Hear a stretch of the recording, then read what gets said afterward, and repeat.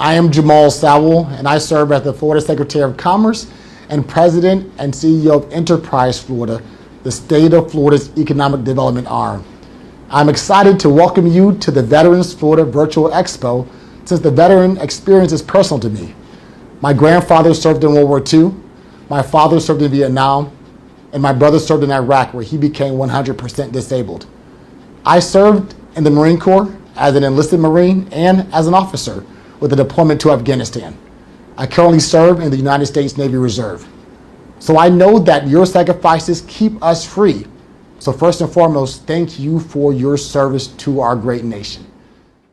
Jamal Allen Sowell, no relation to Thomas Sowell, is a business executive in the state of Florida. He served as Florida Secretary of Commerce, serving as Chief Executive Officer of Enterprise Florida, Inc., EFI, the state's primary economic development agency under Governor Ron DeSantis. During the COVID-19 pandemic, Sowell assisted the governor keeping Florida businesses open during a national economic downturn. The DeSantis administration called Sowell's efforts to support the state's pro-business policy indispensable in making Florida the beacon of opportunity for the entire country. After being one of the longest-serving original cabinet members under DeSantis, Sowell resigned as Secretary of Commerce to attend military training for the United States Navy Reserve. Jamal Sowell is a sixth-generation Florida native, born in Orlando, Florida, to James and Latricia Sowell. Sowell's parents met at Florida A&M University, FAMU, where his father was the class of 1968 Army ROTC, Distinguished Military Graduate. Sowell is a proud monthly donor to FAMU. After the military, Jamal Sowell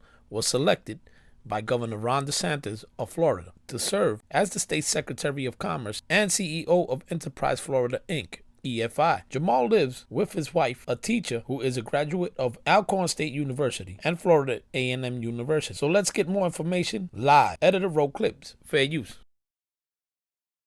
Before we start, just think about where you want to be in 10 to 20 years.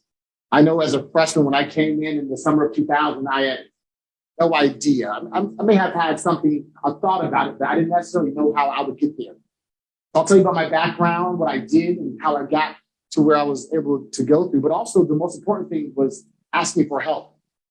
So Dr. Jacobs mentioned Dr. David Colburn. I walked to his office freshman year and said, "I'm Jamal Sowell. Tell me about what you do." That was it. And I know it sounds pretty strange for some, but years later, when I was doing my president trustee, I was able to work with them. And administrators appreciate the boldness and also the professionalism of students who may not necessarily know what they want to do, but they're still learning. So my major was in religion. I loved the topic of faith. Whether it was somebody from the Middle East, somebody from the backwoods of Georgia, whether it was somebody from Mississippi, or even the Southeast Asian islands. For me, the topic of faith was exciting to me because it allowed me to understand how people thought, allowed me to understand cultures and backgrounds. Perfect example. I'm not Jewish, but I learned some Hebrew. I did a semester in Israel, and then I would take classes about the languages and cultures, and that really catapulted me to a different realm. And for me, that's really what my college experience was about. So essentially, my parents are from the backwoods of Florida. It's about an hour north of here, called Jasper, Florida. And then my parents met in college at Florida A&M University. And my mom is from Lake County, Florida. So they went to FAMU, and for them, because of their age, they didn't have the chance to go to integrated schools. I'm the youngest of 4 kids. So essentially, my parents graduated high school in 1964. Are we good? Yep, basically like in 1964. So they ended with the FAMU, then my dad did Vietnam. And then from there, he kind of lived around the world because he wanted to see the world. Because in a small city, people who left did very well. He just had a vision of seeing the world and really becoming a Renaissance man. So that's what I wanted to do. So when I got to UF in the summer of 2000, I said, well, how can I push myself to become better? How can I push myself to meet other people? So my freshman year, I joined the Asian Student Union, the Hispanic Student Association, and different groups. And people would ask me like, oh, this is interesting. Why are you here? I joined the Jewish Student Union. And they will say, are you an Ethiopian Jew? Right. No, I'm just here to learn. And for me, doing that made so many friends who I now do business with today. Because of that, I say this thing that I've never, every job I've ever applied to, I never got, which means I must be a pretty bad interview. But every job I got, I never applied because of a friendship or somebody I met freshman, sophomore, junior year. Yes, it was uncomfortable to be in a room and people may wondering, why is he here? Why is he at our meeting? But to me, that pushed me to really want to learn about different cultures, different backgrounds. My brothers are Christian ministers, and my mom raised us to do that. But I wanted to really expand my horizons just to learn about different people. So majoring in religion taught me everything about whether it was Judaism, whether it was about Islam, whether it was about the LDS church. And for me, that really expanded my mind to want to learn more. The impact of sports on our state is so important. I grew up a FSU fan.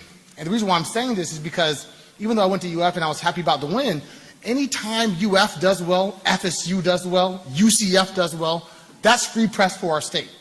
Somebody who is in California or Massachusetts, a high tax state, Connecticut, a high tax and high reg state, when people see that on TV, that gives somebody, that may give somebody the inspiration to visit Florida, the inspiration to come to Florida, or the thought about why Florida is so uniquely different than any other state in the U.S.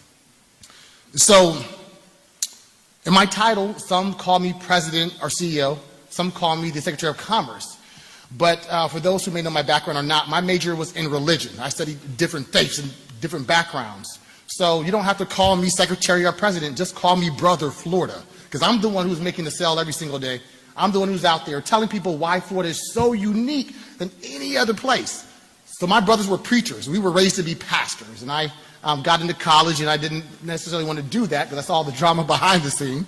So I always tell people why I appreciate that, I support it. But then I got a mentor who saw something in me, and that guy was named Paul Anderson, and he got me involved in politics with Jeb Bush and around the state of Florida. And now I use those same skills of growing up in Florida, being born and raised here, to make the sell about why Florida is special for businesses, but also why we're here at a unique time with a governor who was the first non-baby boomer governor, someone who thinks differently, someone who thinks outside the box. A perfect example of that was earlier, Eric said on the panel about the environment, he said, we take the partisanship away, when it comes to certain issues. And 20 years ago, for a Republican to talk about the environment was just almost taboo. It's something that you just don't talk about. But we have a governor now, a new generation, a new thought process, who's doing things and telling us why it's so important to talk about the environment, because that's attached to business. When we have tourists come, when we have people who come for the good weather, we want to make sure that they have good beaches. We want to make sure that they have great environments, and also that allows us to promote our unemployment rate, to promote everything that we have that is special. So right now, as you see, the unemployment rate is low at a 3.2%. Our economy has produced 228,000 net new jobs over the past year.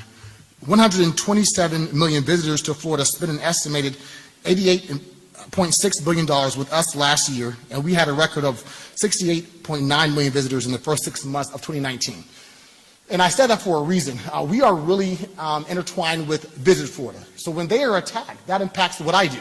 For us, we sell the state as the premier destination for business, but they sell the state as the premier destination for visitors and tourism. So many people, before they even start a business here, what they do, they come here for a vacation. As they come for a vacation, I get to then tell them all about the great things that the state of Florida has. And it excites me, but it does sadden me when Visit Florida gets attacked. Hey guys, it's Jose, your regular Joe Blow again, keeping an eye out and my ears open to American history in the making. Guys, and today we are acknowledging Jamal Sowell. When I first researched him, by the way, do your own research as well. Let's continue. I really thought with his qualifications that he was related to the genius Thomas Sowell, and found out he wasn't, and it did not change my attitude towards Jamal Sowell. Actually, much respect, sir. Thank you for your continued service to the state of Florida and the United States. You are a true patriot. Thank you. And guys, thank you as well for the support always. I'll continue to thrive, to do my best to bring you the best. Guys, stay free.